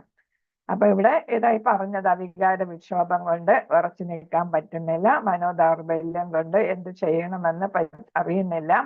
അപ്പൊ ഇവിടെ അർജുനന് സ്വാർത്ഥ താല്പര്യങ്ങൾ ഇല്ല. കാരണം ധർമ്മ ഗ്രന്ഥങ്ങളെല്ലാം വായിച്ച ആളാണ്, പഠിച്ച ആളാണ്. അതുകൊണ്ട് സനാതന ധർമ്മത്തിലെ അദ്ദേഹം പ്രവർത്തിക്കുള്ളൂ. അതുകൊണ്ടാണ് അദ്ദേഹം ഇവിടെ എന്ത് പറയുന്നത്? ഞാൻ യുദ്ധം ചെയ്യാൻ തയ്യാറല്ല എന്ന് പറയുന്നത്. അതേസമയം അദ്ദേഹം ആരുമാണ്? ഒരു ക്ഷത്രിയനാണ്. അപ്പൊ ക്ഷത്രിയനാകുമ്പോൾ അദ്ദേഹം യുദ്ധം ചെയ്യേണ്ടതും ആണ് എന്നുള്ളത് അദ്ദേഹം മറന്നും പോകുന്നു എന്നുള്ളതാ. അപ്പൊ എല്ലാം മറന്നു പോകുന്നു എന്ന് പറയുന്നത് അദ്ദേഹം തന്റെ കർത്തവ്യത്തെ കുറിച്ച് മറന്നു പോകുന്നു എന്നുള്ളതാണ്. അപ്പൊ അവിടെ അദ്ദേഹത്തിന് ഒരു ബദ്ധാത്മാവായിട്ട് അദ്ദേഹം മാറി എന്നുള്ളതാണ് നമുക്ക് കാണാൻ സാധിക്കുന്നത്. അപ്പൊ ഭഗവാന്റെ പദ്ധതി എന്ന് പറയുന്നത് ഈ ദുര്യോധനാദികളെ എല്ലാം വധിക്കുക. അപ്പോൾ അത് കാരണം അതിന് വേണ്ടിയിട്ട് അർജുനനെ ഒരു ബദ്ധാത്മാവായിട്ട് മാറ്റി എന്നാണ്. 31 മുതൽ 35 വരെയുള്ള ശ്ലോകങ്ങളിൽ യുദ്ധം വിജയിക്കുമ്പോൾ രണ്ടാമത്തെ കാരണമാണ് പറയുന്നത്. ആദ്യത്തെ അനുകമ്പ പറഞ്ഞു കഴിഞ്ഞു. രണ്ടാമത്തെ കാരണമായ യുദ്ധം വിജയിക്കുമ്പോൾ എനിക്ക് ഒരു സന്തോഷവും ഉണ്ടാകില്ല എന്നതാണ് രണ്ടാമത്തെ കാരണം ആയിട്ട് പറയുന്നത്. കാരണം എന്താ? നമുക്ക് തന്നെ ഒരുവിധം നല്ല ആളുകൾക്കുള്ള ചിന്തയാണ് ഏതാണ് മറ്റുള്ളവനെ ദ്രോഹിച്ച് അയാൾക്ക് നഷ്ടം വരുത്തി നമുക്കൊന്നും നേടണ്ട എന്ന് നമ്മൾ ചിന്തിക്കാറുണ്ട് അല്ലെ? അങ്ങനത്തെ ഒരു ചിന്തയാണ് ഇവിടെ അർജുനനും ഉള്ളത്. അർജുനൻ നമ്മളെ പോലെ ഒരു ബദ്ധാത്മാവായിട്ട് മാറിയിരിക്കുന്നത്. അപ്പൊ അതുകൊണ്ട് അദ്ദേഹം പറയുന്നു, നജ ശ്രേയോ അനുപശ്യാമി ഹത്വാ സ്വജനമാഹവേ ന കാംക്ഷേ വിജയം കൃഷ്ണ നച രാജ്യം സുഖാനി ച. ബന്ധുക്കളെ യുദ്ധത്തിൽ കൊന്നതുകൊണ്ട് എനിക്ക് എന്ത് ഗുണമാണ് ഉണ്ടാകുന്നത്? അപ്പൊ എന്താണ്? ശത്രുക്കളാണെങ്കിലും അവരെ കൊല്ലാൻ ഇഷ്ടപ്പെടുന്നില്ല, അർജുനൻ ഇഷ്ടപ്പെടുന്നില്ല. അപ്പൊ അവരെ കൊന്നിട്ട് എനിക്ക് ജയിക്കണ്ട, ജയിച്ചെനിക്ക് രാജ്യം നേടണ്ട, എനിക്ക് സുഖാനുഭൂതികളൊന്നും വേണ്ട എന്നാണ് കൃഷ്ണ എന്ന് പറഞ്ഞിട്ട് പറയുന്നത്. അപ്പൊ ഇവിടെ എന്താണ്? സാധാരണ വീരമൃത്യു വരിക്കാൻ ആണ് ക്ഷത്രിയൻ ഉദ്ദേശിക്കുന്നത്. രണ്ടുപേരാണ് ഇവിടെ ഉന്നത ലോകങ്ങളിൽ പോകുന്നത്. ഒന്നാരാണ്? വീരമൃത്യു വരിക്കുന്നവർ, അതാണ് നിർദ്ദേശം അനുസരിച്ച് യുദ്ധം ചെയ്യുന്നവര്. രണ്ടാമത്തെ കൂട്ടരാണ് ലൗകിക ജീവിതം ത്യജിച്ച് ഏതായിട്ട് മാറുന്നത്? സന്യാസികളായിട്ട് ആത്മീയ ജീവിതം സ്വീകരിക്കുന്നവർ. അപ്പൊ ഇവിടെ രണ്ടു കൂട്ടർക്കാണ് ഉന്നത ലോകങ്ങളിൽ പോകാൻ സാധിക്കുന്നത്. ഇവിടെ എന്താണ്? അർജുനൻ ഒരു ക്ഷത്രിയനായതുകൊണ്ട് അദ്ദേഹം വീരമൃത്യു ആണ് വരിക്കേണ്ടത്. അങ്ങനെ വീരമൃത്യു വരിച്ച് സ്വർഗത്തിൽ പോകേണ്ട ആളാണ്. അതേപോലെ തന്നെ അദ്ദേഹം ഗൃഹസ്ഥാശ്രമമൊന്നും കഴിഞ്ഞിട്ടില്ല. അദ്ദേഹത്തിന് ഒരുപാട് ഡ്യൂട്ടീസ് ചെയ്യാനുണ്ട്. അത് കഴിഞ്ഞാലേ അദ്ദേഹത്തിന് ത്യാഗം ചെയ്ത് ഭൗതിക സുഖങ്ങളെല്ലാം ഉപേക്ഷിച്ച് തപസ് ചെയ്യാനായിട്ട് പോകാൻ പറ്റും. ഇവിടെ അദ്ദേഹത്തിന്റെ ഒരു ആഗ്രഹം എന്ന് പറയുന്നത്, ഞാൻ തപസ് ചെയ്യാൻ പോയാലോ കാട്ടിൽ ഏകാന്ത ജീവിതം നയിച്ചാലോ എന്ന് അദ്ദേഹം ആഗ്രഹിക്കുകയാണ്. അങ്ങനെയാണെങ്കിൽ ഇവരെ ഒന്നും വധിക്കണ്ടല്ലോ എന്നുള്ളതാണ് അദ്ദേഹത്തിന്റെ ഒരു ചിന്ത. അപ്പൊ അടുത്ത ശ്ലോകങ്ങളില് പറയുന്നുണ്ട്, കിം നോ രാജേന ഗോവിന്ദ കിം ഭോഗേ ജീവിതേന വാ യേഷാമർത്ഥേ കാംക്ഷിതം നോ രാജ്യം ഭോഗ സുഖാനി ച. തമേ അവസ്ഥിത യുദ്ധേ പ്രാണാൻ ത്യക്തോ ധനാനി ച ആചാര്യ പിതര പുത്ര തദൈവ ച പിതാമഹാഃ മാതുലോ ശശുര പൗത്ര ശ്യാലാബൻ സംബന്ധിനെ സ്ഥദാ ഏതാനഹന്തും ഇച്ഛാമി ഘനതോപി മധുസൂദന. അപ്പൊ ഇവിടെ ഏതാണ്? വേണ്ടപ്പെട്ടവരെ എല്ലാം ഞാൻ വധിക്കാൻ പോകുകയാണ്. അങ്ങനെ വിജയിച്ചാല് എനിക്ക് എന്താണ്? ഒരു സന്തോഷവും ഉണ്ടാകത്തില്ല എന്നാണ് ഇവിടെ പറയുന്നത്. ഹേ ഗോവിന്ദ, രാജ്യം കൊണ്ടും ഭോഗങ്ങൾ കൊണ്ടും, ഭോഗം എന്ന് വെച്ചാൽ സുഖ സൗകര്യങ്ങൾ കൊണ്ടും ജീവിതം കൊണ്ട് തന്നെ ഞങ്ങൾക്ക് എന്താ പ്രയോജനം? ഇത് കാണേണ്ടവരെല്ലാം സ്വന്തം ജീവിതം അതേപോലെ തന്നെ സ്വന്തം ജീവനും സ്വത്തും ത്യജിക്കാനായിട്ട് തയ്യാറായിട്ടിരിക്കുകയാണ്. നമുക്ക് തന്നെ അറിയാം, നമ്മൾ എന്തെങ്കിലും ഒരു കാര്യം, നമ്മളൊരു വീട് വെക്കുന്നു, അല്ലെങ്കിൽ ഒരു കാറ് വാങ്ങിക്കുന്നു, നമുക്കൊരു കുട്ടികൾക്ക് ഒരു പുതിയ നല്ല കോഴ്സിന് അഡ്മിഷൻ കിട്ടുന്നു, അല്ലെങ്കിൽ നല്ല ഒരു ഉദ്യോഗം കിട്ടുന്നു, അല്ലെങ്കിൽ ഉദ്യോഗത്തിൽ പ്രമോഷൻ കിട്ടുന്നു. അങ്ങനെ വരുമ്പോൾ നമ്മൾ എന്ത് ചെയ്യും? മറ്റുള്ളവരെ എല്ലാം അത് കാണിക്കും. നമ്മളത് മനുഷ്യ സ്വഭാവമാണ്. മറ്റുള്ളവരെല്ലാം കാണിച്ച് അവരെയും കൂടെ നമ്മുടെ സന്തോഷത്തിൽ പങ്കെടുക്കാനായിട്ട് നമ്മൾ എന്ത് ചെയ്യുന്നു? പാർട്ടികളൊക്കെ നടത്തുന്നു. അപ്പൊ അത് കാണാനായിട്ട് ആളുണ്ടാകണം. അല്ലാതെ നമ്മൾ എന്ത് ചെയ്യുമ്പോൾ നമ്മൾ മാത്രമായിട്ട് ആരും കാണാനും നമ്മളെ അനുമോദിക്കാനും ഇല്ലാതെ നമ്മൾ എന്തെങ്കിലും അഡ്മിഷൻ കിട്ടിയാൽ സ്വയമായിട്ട് സന്തോഷിക്കാനോ, വീട് വെച്ചാൽ സ്വന്തമായിട്ട് സന്തോഷിക്കാനോ അങ്ങനെ ഒന്നും നമുക്ക് തോന്നുക. അതിന് നമ്മളെ കൂടെ ആസ്വദിക്കാൻ ആള് വേണം. അല്ലെങ്കിൽ ശത്രുക്കളാണെങ്കിലും അവരുണ്ടെങ്കിലും നമുക്ക് അവര് കാണട്ടെ എന്ന് വിചാരിച്ചെങ്കിലും നമുക്കത് ആസ്വദിക്കാനായിട്ട് പറ്റും. അതാണ് ഇവിടെ പറയുന്നത്. ശത്രുപക്ഷത്ത് ഇതൊക്കെ കാണേണ്ടവർ എന്ത് ചെയ്യുന്നു? ജീവൻ ത്യജിക്കാൻ, സ്വത്തെല്ലാം രാജ്യം കൂടെ ത്യജിക്കാൻ തയ്യാറായിട്ടില്ല, മുന്നേ വന്ന് നിൽക്കുന്നു. പിന്നെ ഞങ്ങള് യുദ്ധം ചെയ്ത് ജയിച്ചിട്ട് നമുക്ക് എങ്ങനെ സന്തോഷിക്കാൻ സാധിക്കും എന്നാണ് ഇവിടെ പറയുന്നത്. അപ്പൊ അർജുനന് എന്താണ്? മറ്റുള്ളവർ തന്റെ ഐശ്വര്യങ്ങൾ കാണണമെന്ന് ആഗ്രഹമുണ്ട്. പക്ഷെ എല്ലാവരും കൊല്ലപ്പെട്ടാൽ ഐശ്വര്യങ്ങൾ കാണാൻ ആരും ഉണ്ടാകില്ല, അതിൽ പങ്കുകൊള്ളാനായിട്ട് ആരും തന്നെ ഉണ്ടാകില്ല. അതുകൊണ്ട് അവരെ കൊല്ലാനായിട്ട് ഇഷ്ടമില്ല. അപ്പൊ ഇവിടെ പറയുന്നു, ഗോവിന്ദൻ എന്റെ മനസ്സറിയാം. ഗോവിന്ദൻ എന്ന് പറഞ്ഞാല് ഏതാണ്? ഗോക്കളെയും ഇന്ദ്രിയങ്ങളെയും നിയന്ത്രിക്കുന്നവൻ, അതിൽ ആനന്ദം നൽകുന്നവൻ എന്നാണ് പറയുന്നത്. പശുക്കളെ പശുക്കളാൽ ആനന്ദം നൽകുന്നവൻ എന്നാണ് അവിടെ അർത്ഥം. ഇന്ദ്രിയങ്ങളെയും നിയന്ത്രിക്കുന്നവൻ, ഇന്ദ്രിയങ്ങളാലും ആനന്ദം നൽകുന്നവൻ. അപ്പൊ ഇവിടെ ഇന്ദ്രിയ സുഖമാണ് നമ്മൾ വിജയിക്കുമ്പോൾ കിട്ടുക. ആ ഇന്ദ്രിയ സുഖം നൽകുന്ന ഗോവിന്ദൻ എന്റെ മനസ്സിലുള്ളത് കണ്ട് എന്നെ യുദ്ധത്തിലേക്ക് തള്ളി വിടാതിരിക്കട്ടെ എന്നാണ് ഇവിടെ പറയുന്നത്. എന്റെ ഇന്ദ്രിയ സുഖം എന്ന് പറയുന്നത് എന്റെ ശത്രുക്കളാണെങ്കിലും അവർ ജീവിച്ചിരിക്കുക എന്നാണ്. അപ്പോ അത് ഇന്ദ്രിയങ്ങളെ നിയന്ത്രിക്കുന്ന, ഇന്ദ്രിയങ്ങളെ അറിയുന്ന, ഇന്ദ്രിയങ്ങളെ ആനന്ദിപ്പിക്കുന്ന ഗോവിന്ദൻ അത് കണ്ട് അതനുസരിച്ച് പ്രവർത്തിക്കട്ടെ. അതായത് അർജുനൻ കൊല്ലുന്നില്ല, കൊല്ലണമെങ്കിൽ ഭഗവാൻ വേണമെങ്കിൽ കൊന്നോട്ടെ. കാരണം എന്താ, ഭഗവാൻ കൊന്നാല് അതില് ഒരു പാപഫലവും ഉണ്ടാകത്തില്ല എന്നാണ് അർജുനന് പൂർണ്ണമായിട്ടുള്ള വിശ്വാസം. അപ്പൊ ഞാൻ കൊല്ലാനായിട്ട് തയ്യാറല്ല എന്നാണ്.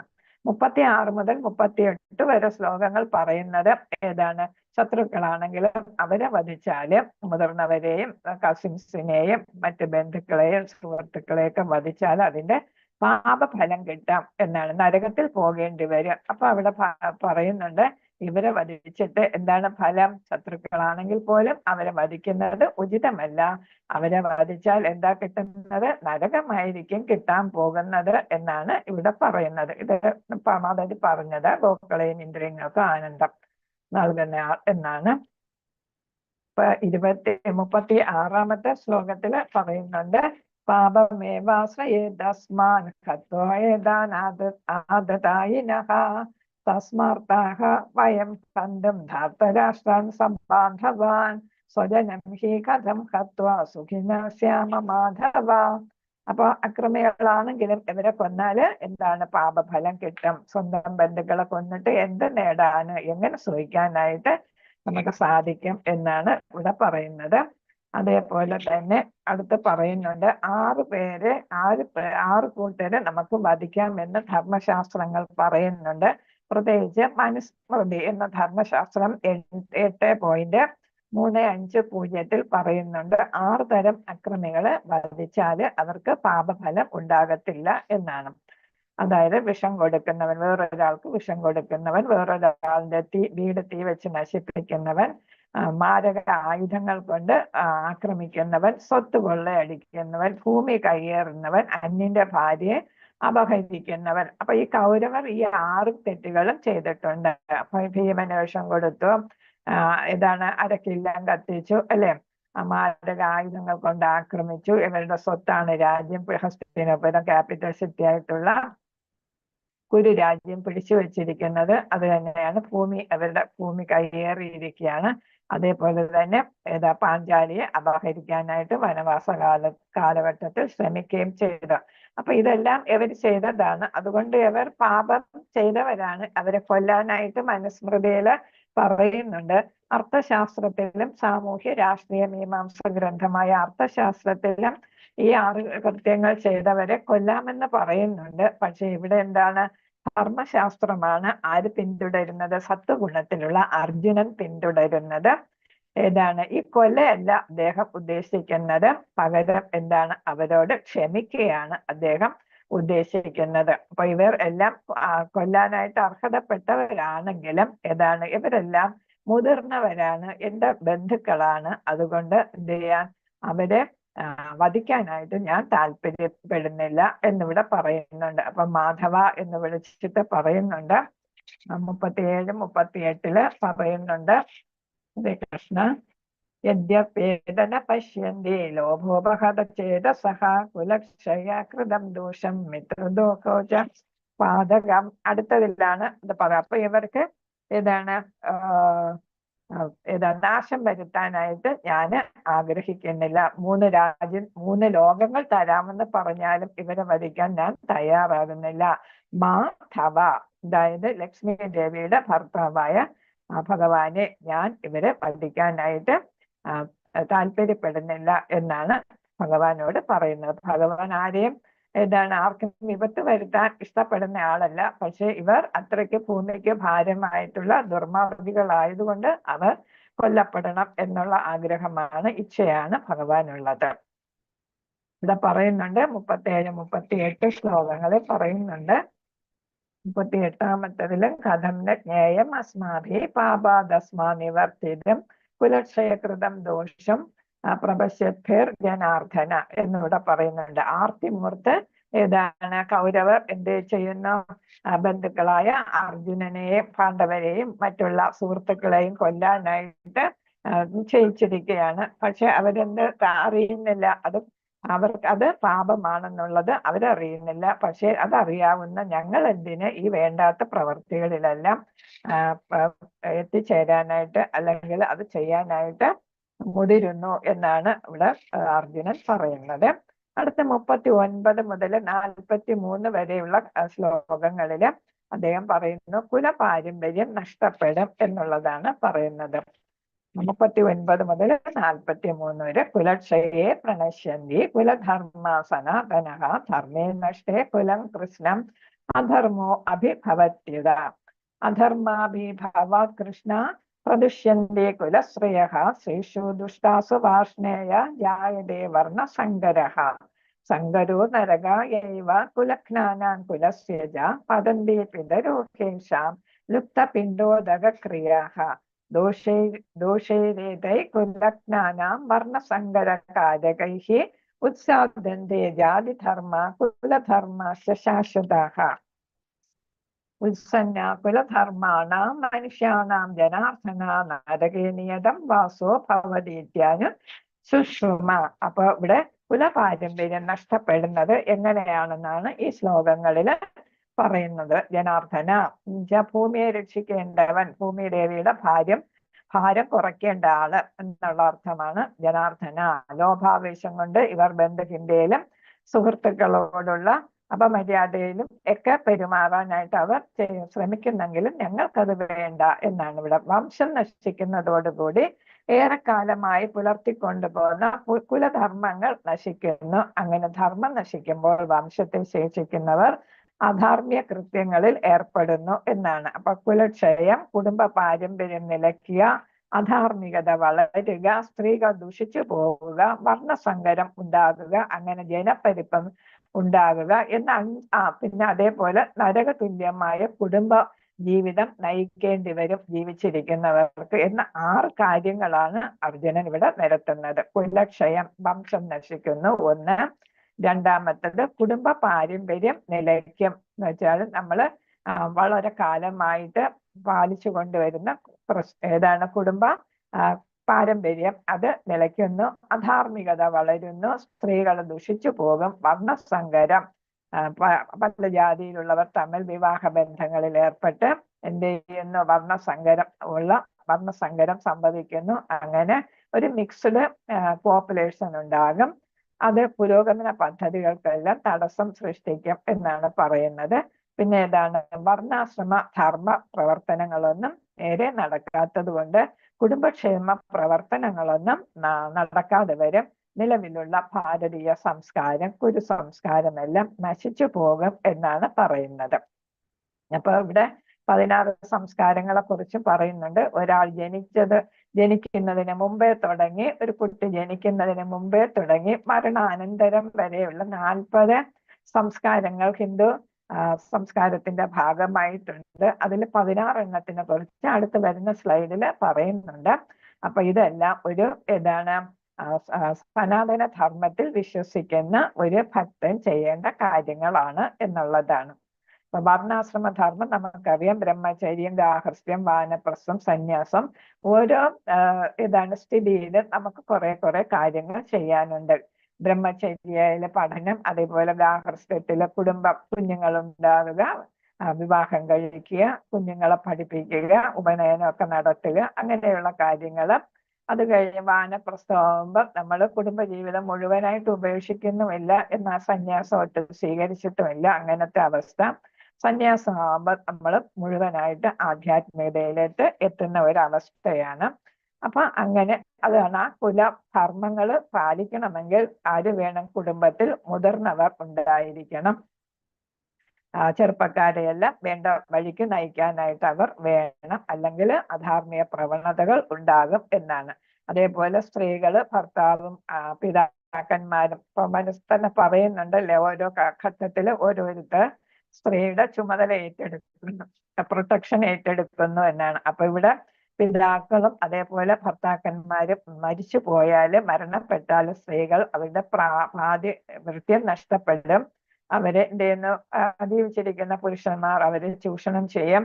അപ്പൊ പുരുഷ ബന്ധത്തില് ആർക്കും വേണ്ടാത്ത കുട്ടികൾ ഉണ്ടാകും. അപ്പൊ പതിവ്രതകളാണെങ്കിൽ സമൂഹത്തിന് നന്മയുള്ള ചെയ്യുന്ന കുട്ടികളായിരിക്കും ഉണ്ടാവുക, അല്ലെങ്കിൽ സാമൂഹ്യ വിരുദ്ധരായിരിക്കും സമൂഹത്തിൽ ജനിക്കുക. അപ്പൊ അവർ സമൂഹത്തിന്റെ നന്മയും സമാധാനത്തെയും എല്ലാം നശിപ്പിക്കും എന്നാണ് ഇവിടെ പറയുന്നത്. അപ്പൊ അവർ ധർമ്മം ആയിട്ട് പ്രവർത്തിക്കാതെ വരുമ്പോ ഭഗവാന്റെ പ്രസാദം കഴിക്കുക, അങ്ങനെയുള്ള കാര്യങ്ങൾ ചെയ്യത്തില്ല. അതേപോലെ തന്നെ മരിച്ചുപോയവർക്ക് വേണ്ടിയിട്ട് പിണ്ടം വയ്ക്കത്തില്ല, പിതൃതർപ്പണം ചെയ്യത്തില്ല. നമ്മൾ വാവുബലി തുടങ്ങിയവയൊക്കെ ചെയ്യുന്നില്ലേ, അത് ഏതെങ്കിലും ആത്മാവ് മോചനം കിട്ടാതിരിക്കുകയാണെങ്കിൽ അവർക്ക് വേണ്ടിയിട്ടാണ് നമ്മൾ പിതൃതർപ്പണം ചെയ്യുന്നത്. വർഷത്തിലൊരിക്കൽ ചെയ്യും. മരണമടഞ്ഞ 16 ദിവസം, പിന്നെ 41 ദിവസം അല്ലെ, പിന്നെ എല്ലാ മാസവും ചെയ്യുന്നുണ്ട്. അത് കഴിഞ്ഞ് വർഷത്തില് ഒരു വർഷം ആവുമ്പോൾ നമ്മൾ ബലിതർപ്പണം ചെയ്യുന്നു. പിന്നെ എല്ലാ വാവുബലിക്കും നമ്മൾ തർപ്പണം ചെയ്യുന്നു. നമ്മുടെ ഒരു വർഷം പിതൃക്കളുടെ ഉന്നത ലോകത്ത് ഒരു ദിവസമാണ്. അതുകൊണ്ടാണ് എല്ലാ ദിവസവും അവർക്ക് നമ്മൾ ഭക്ഷണം കൊടുക്കുന്നതിന് തുല്യമായിട്ടാണ് അത് കണക്കാക്കുക.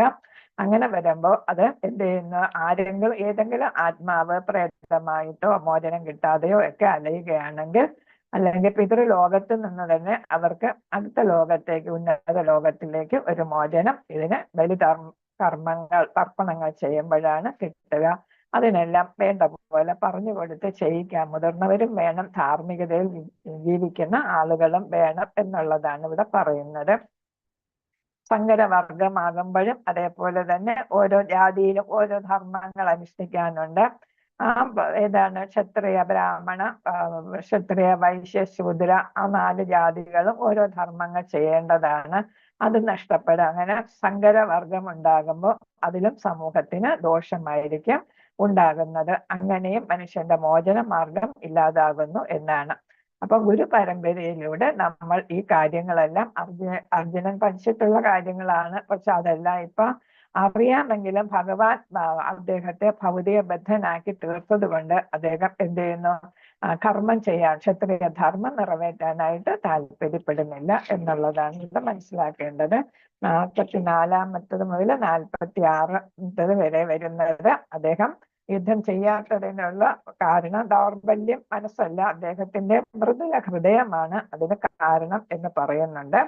അഹോബദ മഹാത്പാപം കർത്തും വ്യവസിരാജസ്വലോഭേന ഹന്തും സ്വജനമുദ്യതഃ യദി മമ പ്രതീകാരം അശസ്ത്രം ശാസ്ത്രപാണയഃ ധാർത്തരാഷ്ട്രാരണേ ഹന്യം തത്മേമോ ക്ഷേമതരം ഭവേത്. അവസാനം സഞ്ജയൻ ഇത് കൺക്ലൂഡ് ചെയ്യുന്നു. സഞ്ജയ ഉവാച ഏവം ഉക്താർദ്ധർജുന സംഖ്യേ രഥോപസ്ഥ ഉപാവിശ വിസൃജ്ഞാസരം ചാപം ശോകസംവിഘ്ന മാനസഃ. അപ്പൊ എന്താണ്, ഇതെല്ലാം പറഞ്ഞ് വരും വരായികളെല്ലാം ആലോചിച്ച് എന്ത് ചെയ്യുന്നു, അർജുനൻ എന്ത് ചെയ്യുന്നു, യുദ്ധം വേണ്ട എന്ന് തീരുമാനിച്ച് എന്ത് ചെയ്യുന്നു, ശരവും അമ്പും എല്ലാം രഥത്തിൽ വെച്ച് അവിടെ ഇരിപ്പായി എന്നാണ് പറയുന്നത്. വിഷാദഗ്രസ്തനായിട്ട് അദ്ദേഹം ഇരിപ്പായി എന്നാണ് സഞ്ജയൻ ധൃതരാഷ്ട്രരോട് പറഞ്ഞു കൊടുക്കുന്നത്. അപ്പൊ യുദ്ധം ചെയ്യില്ല എന്ന് തീരുമാനിച്ച അർജുനൻ ഇവിടെ അതീവ ദുഃഖിതനായിട്ട് ഇരിക്കുകയാണ്. ഇവിടെ നമ്മൾ ഇതൊക്കെ പറഞ്ഞു കഴിഞ്ഞ കാര്യങ്ങളാണ്. ഇതാണ് 16 പ്രധാനപ്പെട്ട കാര്യങ്ങൾ പറയുന്നത്. അപ്പൊ ആദ്യം നമുക്ക് അർജുനൻ എന്തുകൊണ്ട് ഹൃദയനാണെന്നുള്ളത് നോക്കിയിട്ട് നമുക്കിത് നോക്കാം. അപ്പൊ അദ്ദേഹം മൃദുല ഹൃദയനാണെന്ന് 28ാമത്തെ ശ്ലോകം പറയുന്നു. പിന്നെ ഏതാണ്, ത്രിലോകങ്ങൾ നൽകാമെന്ന് വച്ചാലും ഞാൻ ദുര്യോധനാദികളായ ശത്രുക്കളെ വധിക്കില്ല എന്ന് 35ാമത്തെ ശ്ലോകത്തിൽ പറയുന്നു. ഏത് അക്രമികൾക്ക് ക്ഷമ നൽകാൻ ഞാൻ തയ്യാറാണ് എന്ന് 36ാമത്തെ ശ്ലോകത്തില്, ക്ഷത്രിയ ധർമ്മം വെടിഞ്ഞും യുദ്ധത്തിന്റെ ദോഷവശങ്ങളെ ഞാൻ മാനിക്കും എന്ന് 37, 38 ശ്ലോകങ്ങളിലും, ധർമ്മത്തെയും കുടുംബ പാരമ്പര്യത്തെ കുറിച്ചും ബോധവാനാണ് ഞാൻ എന്നും ആധ്യാത്മിക തലത്തിലാണെന്നും എനിക്കൊരു ബാധ്യതയും കടപ്പാടും ഇല്ലെന്ന് അദ്ദേഹം എന്ത് ചെയ്യുന്ന ചിന്തിക്കുന്നില്ല. എനിക്ക് എന്താണ് സാത്വികനായത് കൊണ്ടാണ് ഞാൻ ധർമ്മ ആചാരങ്ങളെ കുറിച്ച് ബോധവാനാകുന്നത് എന്നാണ് അദ്ദേഹത്തിന്റെ വിചാരം. അപ്പൊ സ്വാർത്ഥ താല്പര്യത്തിന് വേണ്ടി എങ്ങനെ ബന്ധുമിത്രാദികളെ വധിക്കും എന്ന് അദ്ദേഹം 44-ാമത്തെ ശ്ലോകത്തിലും പറയുന്നു.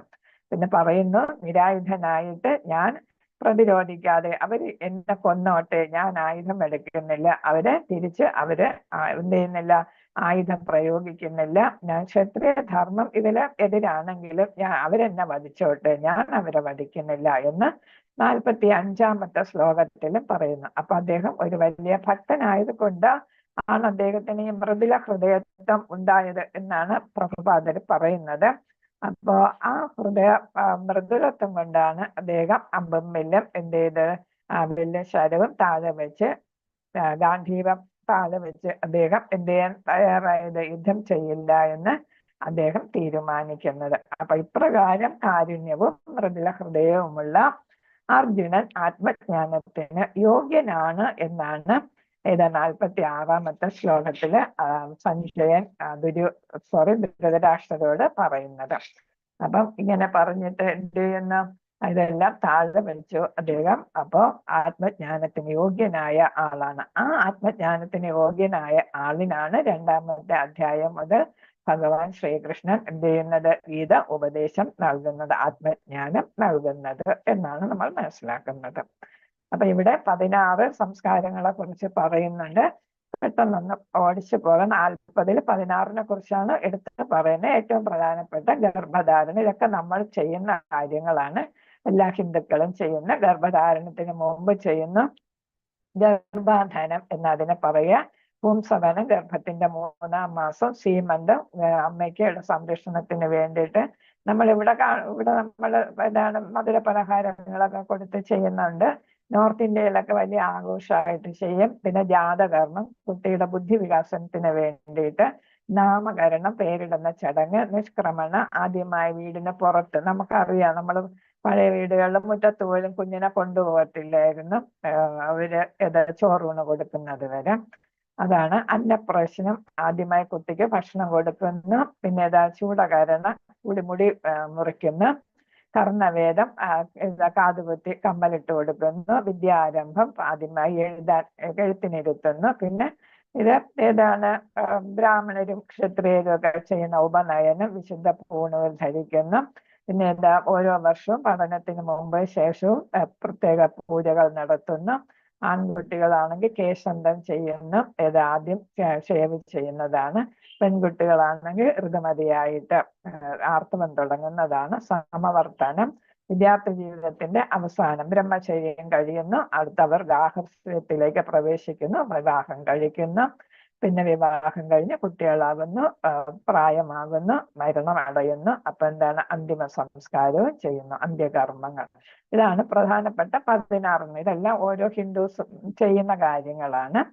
അപ്പൊ ഇത്രയുമാണ് ഭഗവത്ഗീത 1-ാം അധ്യായത്തിലെ കർമ്മകാണ്ഡത്തിൽ വരുന്നത്. ഇത് നമ്മള് 39 മുതൽ 42 വരെ മാതാജി പറഞ്ഞ കാര്യങ്ങൾ തന്നെ കൊടുത്തിരിക്കുന്നതാണ്. പിന്നെ ജനാർദ്ദന, കുലധർമ്മം നശിപ്പിക്കുന്നവർക്ക് എന്നും നരകത്തിൽ ജീവിക്കേണ്ടി വരുമെന്ന് ഗുരുപരമ്പര വഴി അറിഞ്ഞിട്ടുണ്ട്. അപ്പൊ അദ്ദേഹം ധർമ്മശാസ്ത്രങ്ങൾ അനുസരിച്ചാണ് ഞാൻ യുദ്ധം ചെയ്യുന്നില്ല എന്ന് വാദിക്കുന്നത് എന്നാണ് ഇവിടെ പ്രഭുപാദർ പറയുന്നത്.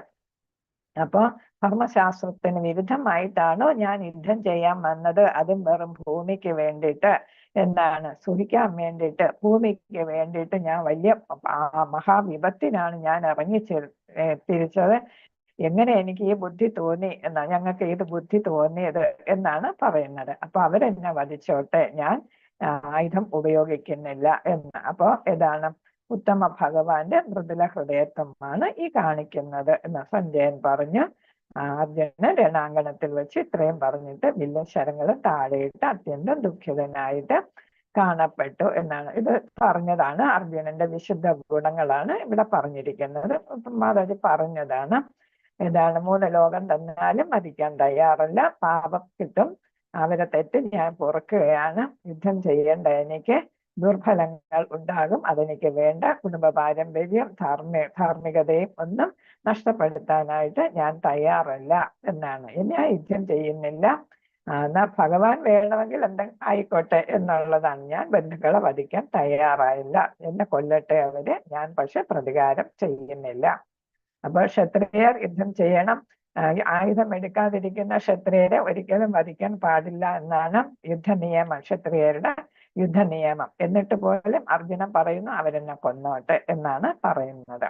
അപ്പോ ഇതൊക്കെ എന്താണ് അദ്ദേഹത്തിന്റെ മൃദുല ഹൃദയത്വമാണ് കാണിക്കുന്നത്. ഇതൊക്കെ നമ്മൾ പറയുന്നത് കൃഷ്ണൻ എന്ന് വെച്ചാല് ആൾ അട്രാക്റ്റീവ്, എല്ലാവരെയും ആകർഷിക്കുന്നവൻ. ഋഷികേശൻ ഇന്ദ്രിയങ്ങളുടെ ഉടമ, മാധവൻ ലക്ഷ്മിയുടെ മായുടെ പതി, അച്യുതൻ ചുടി പറ്റാത്തവൻ, മധു എന്ന രാക്ഷസനെ കൊന്ന് മധുസൂദനൻ, ഗോവിന്ദൻ ഗോക്കൾക്ക് ഇന്ദ്രിയങ്ങൾക്കും, വസുദേവ പുത്രനായതുകൊണ്ട് വാസുദേവൻ, ദേവകി പുത്രനായതുകൊണ്ട് അമ്മയായിട്ട് ദേവകിയുടെ മകനായതുകൊണ്ട് ഏതാണ് ദേവകി നന്ദനൻ, യശോദ വളർത്തിയതുകൊണ്ട് യശോദാനന്ദന്, അർജുനന്റെ തേരാളിയായതുകൊണ്ട് പാർത്ഥസാരഥി, കേശിയെ വധിച്ചതുകൊണ്ട് കേശവൻ, ജനാർദ്ദനൻ ജീവജാലങ്ങളുടെ രക്ഷകനാണ്, ഭൂമിയിലെ എല്ലാ ജീവജാലങ്ങളെയും. ധനഞ്ജയൻ എന്ന പേര് ഏതിന് അശ്വമേധയാഗത്തിന് വേണ്ടിയിട്ട് യുധിഷ്ഠിരന് വേണ്ടിയിട്ട് ശത്രു രാജ്യങ്ങളെ ആക്രമിക്കുകയും അവരെ പരാജയപ്പെടുത്തി ധനം സമ്പാദിക്കുകയും ചെയ്തതുകൊണ്ട് ധനഞ്ജയൻ. കുന്തിയുടെ പൃഥയുടെ പുത്രനായതുകൊണ്ട് പാർത്ഥൻ.